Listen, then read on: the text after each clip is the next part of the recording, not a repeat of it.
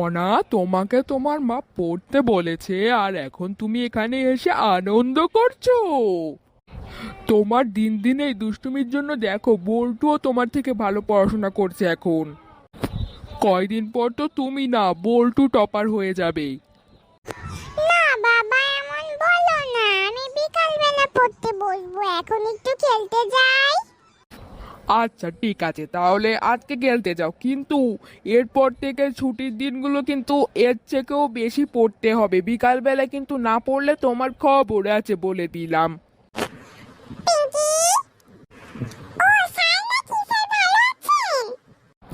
হ্যাঁ ভালো আছি, তুমি ভালো আছো বাবা?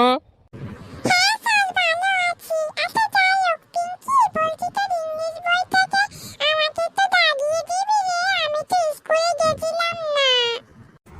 তুই এখন পড়বি? হ্যাঁ পড়বো তো, তাই জন্যই তো দাদাকে এসেছি।